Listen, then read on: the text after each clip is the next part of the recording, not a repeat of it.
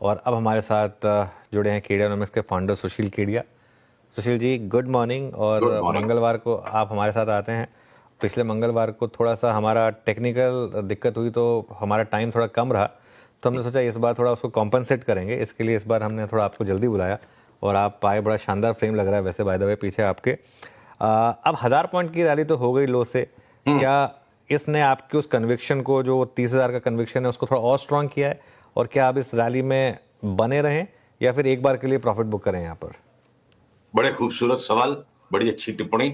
तो देखिए, 30,000 की चाल जो है ना, साल भर के अंतराल वाली चाल है। उसको लेके ट्विटर पे भी बहुत सारे लोगों ने हंगामा मचा लिया, बहुत सारे लोगों ने बड़ी क्विजिकल लुक्स हमको दे दी।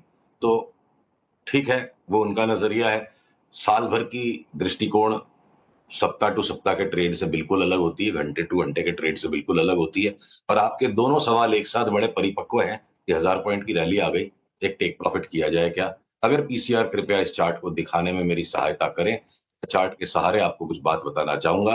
अब हमने आज सवेरे सवेरे अपने क्लाइंट्स को ये लिखा कि निफ्टी में 22,800 से लेके 22,200 तक की करीब करीब ये जो पॉइंट था यहाँ पर, ये लो 22,360 के नीचे भी चला जाए तो कोई बड़ी बात नहीं है। हमको एक बार 22,250 तक की जगह संभव है, पर इसका मतलब ये नहीं कि हम भविष्यवाणी कर रहे हैं। खतरा इतना कि 22,250 तक भी निफ्टी दब जाए। और हमें लगता है 2 राउंड होंगे ऐसे। एक करंट लेवल्स से घंटे आधे घंटे में जब भी सेल सिग्नल आ जाए दिन के अंत तक, 22,250 तक की जगह है, वो 300 से भी घूम सकता है, 350 से भी। फिर हम वापस 23,000 की तरफ आएंगे। फिर हम एक बार वापस 22,200 तक जाएंगे। अभी तक का चित्र ऐसा है, जब बदलेगा मैं आपको अपडेट कर दूंगा। तो 2 राउंड बाजार यहाँ पे 500-700 पॉइंट की ट्रेडिंग करा सकता है। और ये चार्ट्स के पैटर्न से मैं कह रहा हूं, पर मनोविज्ञान पर अगर आप जाओ अनुज, तो चाहे 26,200 पर भी जब हमने बड़ी कॉल ली थी करेक्शन की, तो छद्म बाजार जो है ना, दोनों तरफ करेगा। जब 26,200 पे बाजार ने छद्म रचा कि सबके दिमाग को ऐसा बना दिया कि किसी को कहीं कोई खतरा नहीं लग रहा है, तो अब बाजार बार बार रह रह के नीचे की वो डुबकियां लेगा, जिससे कि ऐसा छद्म बन जाए कि हर आदमी को लगे खतरा ही खतरा है और अब हम कुछ कर ही नहीं पाएंगे। तो अगर ये निफ्टी इस तरह से डूबती भी है ट्रेडिंग के लिए अगले 2-3 दिन में, इसका मतलब नहीं कि अब सारे स्टॉक्स बेच दोगे। आज सीडीएसएल में ब्रेकआउट आ गया तो निफ्टी से इंडिपेंडेंट हम उसको लेंगे। ओके, तो चलिए ये अब बिल्कुल। तो एक दूसरा व्यू फिर इसमें, तो हमारा जो व्यूअर है वो अब बेसिकली करे क्या? लॉन्ग रहे या लॉन्ग बुक करके एक बार के लिए शॉर्ट हो? मतलब अप्रोच क्या रहेगी अब यहाँ से? एक्शनेबल आइडिया क्या होगा यहाँ से? देखो, हर आदमी के लिए एक्शनेबल आइडियाज अलग है। और हम टीवी पे बैठे, मैं बगल में भी बैठ के एनालिसिस करके दूंगा। तो देखिए, 9 तरह के एक्शंस पॉसिबल है। जीरो पोजीशन वाला आदमी, लॉन्ग वाला आदमी, शॉर्ट वाला आदमी अपनी पोजीशन को जीरो पे ले जा सकता है, लॉन्ग कर सकता है, शॉर्ट कर सकता है। Total 9 sets of actions are possible. तो 9 वर्णन हर एक स्टॉक के करने पड़ेंगे। मोटी मोटी बात ये पकड़िए, हम दोबारा से इंडेक्स पे तेजी लगाने के मूड में आएंगे जब एक बार 500-600 पॉइंट का करेक्शन आ जाए। शॉर्ट करना नहीं करना अपनी पर्सनल स्टाइल पे कितना फास्ट वो खेल सकते हैं। जनरली जनरली जब तक हार्ड कोर प्रोफेशनल बिल्कुल नहीं हो, उसको बड़े ट्रेंड के साथ रहना चाहिए। यहां से 400-500 पॉइंट के करेक्शन के लिए शॉर्ट करना तरह से खाली नहीं होगा। बहुत ही मंझे हुए लोगों का काम है। ज्यादातर लोगों के लिए एक बार इंडेक्स में टेक प्रॉफिट करो, नीचे आएगा तो लेंगे, या जहां पर जो जो स्टॉक्स जो लेगार्ड रहेगा, सीडीएसएल जैसे आज ब्रेकआउट दे रहे हैं, उनमें लॉन्ग करो। नेट नेट अब बाजार ऐसा लगता है, अंटिल अगर 22,200 टूट गया तो मेरे को थीसिस चेंज करनी पड़ेगी। जब तक 22,200 नहीं टूटता है, ले लेके बेचने वाले की जीत है। अब तेजी का बोलबाला होगा, मंदी का मुंह काला होगा। तो यहां ठीक है। मंदी अब खेलने का काम बहुत ही डेस्परेट या बहुत ही एक्सपर्ट आदमी के बस का है। सबके बस का काम नहीं है मंदी खेल के पैसे कमाना। ओके, तो ये इस समय तेजी में ही पैसा बनेगा। बैंक निफ्टी में बहुत शानदार तेजी आई है और क्यूरियसली ये उस दिन शुरू हुई जिस दिन इंडसइंड बैंक 27% गिरा, क्योंकि बड़े बैंकों ने चलना शुरू किया। बैंक निफ्टी पर अब कहां तक के टारगेट बन रहे हैं सुशील जी?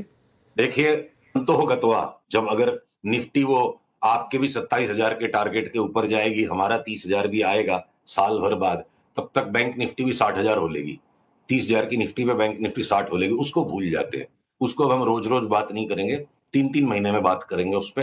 तो एक बार के लिए अगर बैंक निफ्टी की मैं चार्ट को दिखाऊं, जो लोएस्ट पॉइंट आया था इंडसइंड बैंक वाले क्राइसिस के दिन, वहां से जो बैंक निफ्टी ने शार्प अप मूव दिया है, इसके चित्र अभी भी जो इसके स्ट्रक्चर है, इसका डीएनए स्ट्रक्चर जो है इस वेव काउंट का, ये नहीं लग रहा कि ये फाइनल बॉटम हुआ है।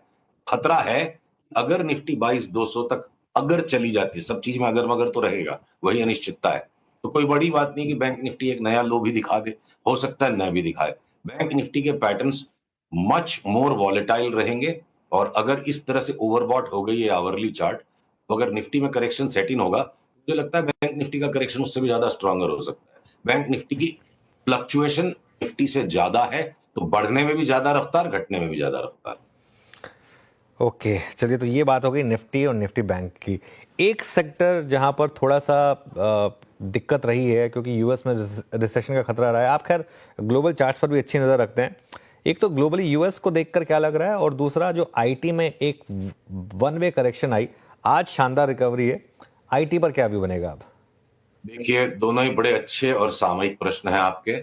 और जो हमने आज के 2.5, 3, 4 महीने पहले एक कॉल ली थी कि वॉल स्ट्रीट पे बहुत भारी करेक्शन आ जाएगा, तो हमारी चार्ट्स ने हमें बाध्य कर दिया है कि उस भारी करेक्शन के कॉल को भी हमें पोस्टपोन करना पड़ रहा है।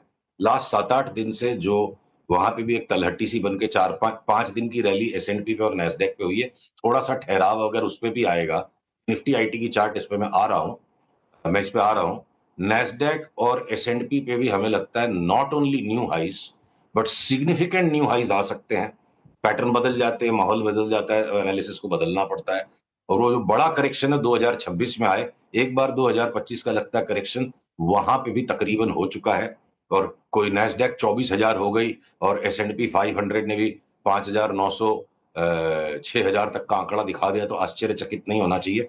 ऑलरेडी एक बॉटम इन प्लेस है। अब उसका जो पुल बैक अगले 2-3 दिन में आएगा, उसके बाद हमारा कॉन्फिडेंस अगले मंगलवार को और स्पष्ट होगा।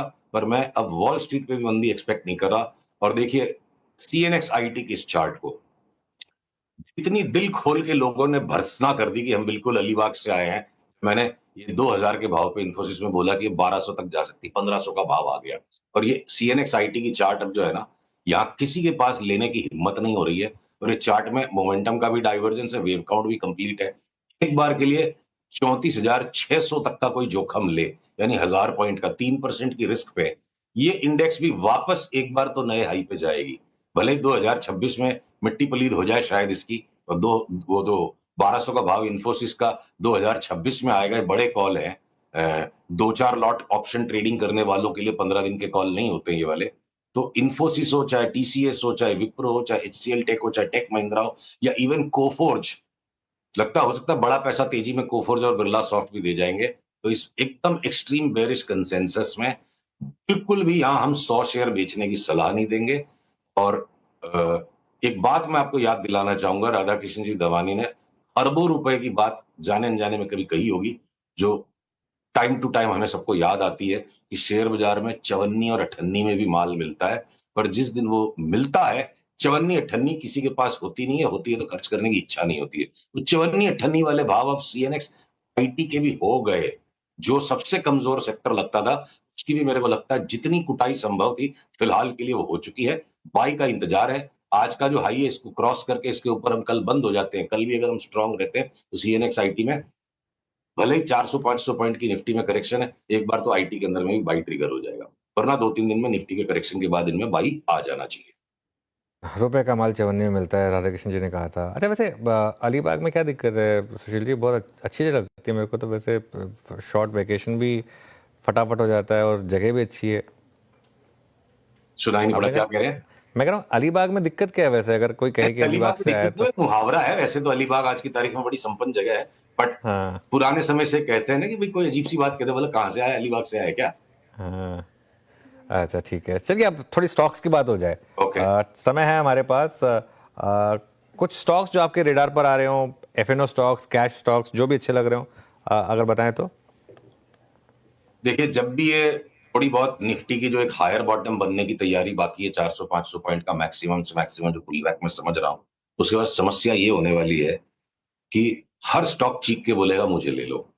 तो हमने क्या सोचा कि जहां पे ऊपर की अपसाइड बहुत ज्यादा है और डाउनसाइड बहुत लिमिटेड है, हम उसी पर फोकस करेंगे। तो इवन मेटल्स के अंदर चलेंगे सारे अगर, पर अगर मेरे को लगता है सेल में एनटीपीसी में, क्या सॉरी एनटीपीसी बोल रहा हूँ, सेल में और एनएमडीसी में और एनएमडीसी स्टील में अगर पैसे 3 गुना होने की जगह है और डाउनसाइड उसमें उतना ही है जितना बाकी के स्टॉक्स में है, तो मैं टाटा स्टील में दिमाग नहीं लगाऊंगा। बहुत बड़ा रिवॉर्ड टू रिस्क रेशियो हर एक सेक्टर में जिन जिन स्टॉक्स में है, हम उनको प्रायोरिटी देंगे शुरू के 3-4 महीने, उसके बाद देखेंगे जब अपॉर्चुनिटीज एग्जॉस्ट होगी। उसी तरह से अगर हिंडाल्को के अंदर ऑलरेडी एक सब्सटेंशियल मूव आ चुका है और वो वापस पुल बैक की तरफ जा रहा है, तो मेरा प्रेफरेंस इस वक्त नैल्को पे होगा। जब भी बाई ट्रेड ग्रैब करना होगा हिंदुस्तान जिंक पे होगा, हिंदुस्तान कॉपर पे होगा। सीमेंट के स्टॉक्स इस वक्त मिक्स्ड है, उनको हम छोड़ देंगे। ऑटोस और ऑटो कंपोनेंट्स, खासकर टायर के स्टॉक्स, सीएट टायर, एमआरएफ, ये सब अगर डबल हो जाए तो कोई बड़ी बात नहीं है यहाँ से। और जितना भी एलॉन मस्क आ रहे हैं और सारी दुनिया सारी गाड़ियां खरीदना छोड़ के उसको उसको ले लेगी, वो महिंद्रा एंड महिंद्रा में भी जितना करेक्शन होना था हो लिया, चाहे एम हो, टाटा मोटर्स हो, और ये जो ईवी की थीम के ऊपर टाटा केमिकल्स, एक्साइड, आमरा राजा, तो कहीं कोई खतरा पैदा करता है तो ज्यादा अपॉर्चुनिटीज क्रिएट करा है। एलॉन मस्क आ भी जाए तो एक्साइड, आमरा राजा, आमरॉन और हम टाटा केमिकल्स, इन तीनों में मेरे को लगता है साइक्लिकल बुल मार्केट दोबारा रिज्यूम हो जाएगा। बॉस्क जैसा स्टॉक जो बिल्कुल इग्नोर कर दिया हमने, 6 महीने 8 महीने बात नहीं हुई, 1 साल पहले से खूब पैसा बना, बॉस्क लगता है 2022-23 के रिटर्न्स को भी सरपास कर जाए, डबल हो सकता है स्टॉक। तो ऑटो एंसिलरीज हो गए।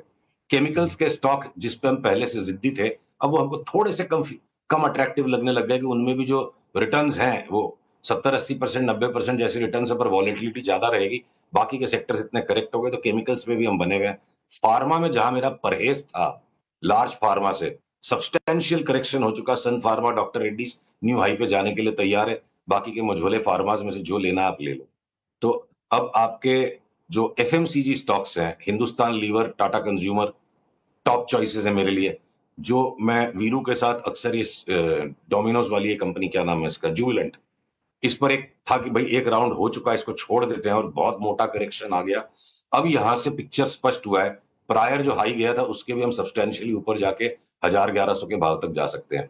मीडिया के स्टॉक्स अभी भी दबे हुए हैं, जैसे भी उनमें रिवर्सल आएगा तो सारे ही चलेंगे। तो अनुज, मैं सारांश में ये बात कहूं, इस वक्त थोड़ा बहुत छद में कि निफ्टी घट भी रही है तो सीडीएसएल नहीं घट रहा है, पर जब इतनी बड़ी चाल सामने बन सकती है जो हमें काफी कॉन्फिडेंस लगता है, सब्जेक्ट टू, ठीक है, जहां अगर स्टॉप लॉस करना पड़ा तो जरूर करेंगे, तो यहां पर बहुत ज्यादा चुनने जैसी बात नहीं है। मुझे लगता है हम क्या स्टॉक्स को चुनेंगे, इतने स्टॉक्स चलेंगे, हमारे भाग्य में जो स्टॉक पैसा देने वाला होगा वो हमें खुद चुन लेगा। इतना खूबसूरत बाजार भी 2025 में आएगा और ऑलमोस्ट एवरीथिंग चलेगी टाइम टू टाइम। अभी सीमेंट नहीं चलने वाला है, 2 महीने बाद उसका भी नंबर आ जाएगा, तो बड़ी रिटर्न्स बन सकती है। डॉलर इंडेक्स का कचुम्बर निकल जाए और वर्ल्ड वाइड एक करेंसी मार्केट के अपसेट होने पे, और क्रूड में जितनी बड़ी तेजी मेरे को लग रही है, क्रूड की तेजी 2 कारण से होती है अनुज। एक तो डॉलर के अंदर ही हम क्रूड को भी और स्टॉक्स को मेजर करते हैं, डॉलर घटता जाएगा तो स्टॉक मार्केट के साथ साथ क्रूड भी ऊपर जा रहा है। और दूसरी बात है, जब रिस्क ऑन लौटता है, रिस्क लेने की इच्छा और क्षमता संसार में लौटती है, तो सबसे ज्यादा संवेदनशील क्रूड का कॉन्ट्रैक्ट होता है। क्रूड की तेजी के बिना स्टॉक मार्केट में तेजी हो जाएगी और क्रूड की मंदी के बिना स्टॉक मार्केट में मंदी हो जाएगी, तो वो एक नया इतिहास बनेगा। पर लोग अपनी मन गढ़ंत फंडामेंटल जोड़ देते हैं, क्रूड घटेगा तो हमारा मुनाफा बढ़ जाएगा, ये सब मन गढ़ंत बातें हैं। तो क्रूड की बेफाम तेजी, क्या पता दोबारा से ईरान और इसराइल का थिएटर लौटेगा, कौन सा थिएटर लौटेगा। तो क्रूड की चार्ट चीख रही है कि ऊपर 115 तक के भाव की तो हमने फोरकास्ट अपने क्लाइंट्स को दे दी, साथ में इस परहेज के साथ कि 115 पे डिसाइड करेंगे वहां आने के बाद बेचना के, यानी ऊपर की भी जगह और खुली हो सकती है। और ये एक्सट्रीम बातें लगती हैं, पर एक्सट्रीम बातें चार्ट्स कह रहे हैं, इसलिए हमें कहने की बाध्यता है। और इस तरह की क्रूड की तेजी पे इंडिया के तो वारे न्यारे होंगे, हमारा वो टाइम आ चुका है कि जब हमारी 5 उंगलियां घी में और सर कढ़ाई में होता है। यूरोप की दुर्गति मचेगी, इंडिया की ऑयल मार्केटिंग कंपनीज हो या ऑयल प्रोड्यूसिंग कंपनीज हो या प्योर रिफाइनर्स हो। तो आज अगर मैं 500 पॉइंट करेक्शन की आपको एक तरफ बात कर रहा हूं, हमने 4-5 दिन पहले अपने क्लाइंट्स को, जो आप बार बार पूछते हैं ना, रॉकेट कॉल बताओ, मल्टी बैगर बताओ, अब 4-5 महीने परहेज करता गया, अब उनका मौसम लौट के आ रहा है।